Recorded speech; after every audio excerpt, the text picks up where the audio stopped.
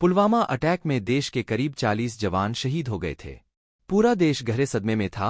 इन 40 शहीदों के परिवारों में से किसी ने अपना पति खोया, तो किसी ने भाई को डोट, और किसी ने अपने बुढ़ापे के सहारे को। इस हमले ने पेशे से म्यूजिशियन उमेश गोपीनाथ जाघव को भी हिलाकर रख दिया। उन्होंने निश्चय किया कि वे सभी शहीदों के घर उनको श्रद्धांजलि देने जाएंगे। उमेश ने अपने घर पर बीबी और 2 बच्चों को छोड़कर कार से इस मिशन पर निकल पड़े और 61,000 किलोमीटर की यात्रा करके वह पुलवामा में अपनी जान देने वाले एक परिवार के घर पहुंचे। उनके आंगन से मिट्टी लेकर आए। उस मिट्टी का इस्तेमाल पुलवामा के शहीदों के लिए बनाए गए मेमोरियल में किया गया, जो कि पुलवामा अटैक की लोकेशन के पास में ही बनाया गया है।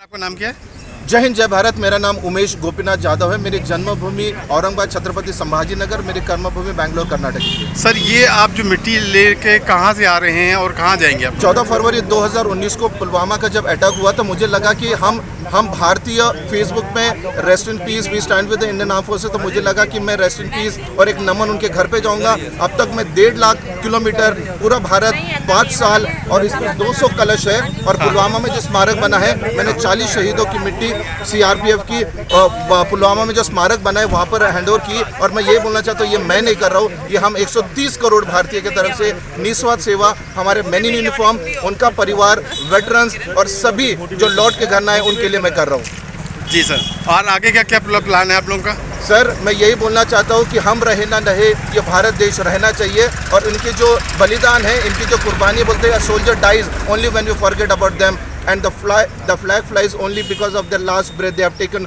For we 140 cross. तो यही है कि देश के लिए मैं आखिरी सांसों तक एक अवेयरनेस जरूर करूंगा कि कब तक आप RIP, मोमबत्ती, एक दिन की सैलरी, 364 दिन, क्या आपने सोचा है कि वो वीर परिवार, वो मैन इन यूनिफॉर्म देश के लिए क्या रक्षा कर रहे हैं? पुलवामा में शहीदों के घर से मिट्टी लेने के बाद भी उमेश रुके नहीं और निश्चय किया कि वे देश के लिए कुर्बानी देने वाले शहीदों के आंगन और समाधि की मिट्टी को लेकर भारत के नक्शे के आकार का एक मेमोरियल बनाएंगे।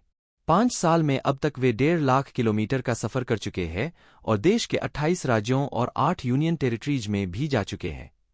200 कलश में शहीदों के आंगन और समाधि की मिट्टी इकट्ठा कर चुके और यात्रा अभी जारी है।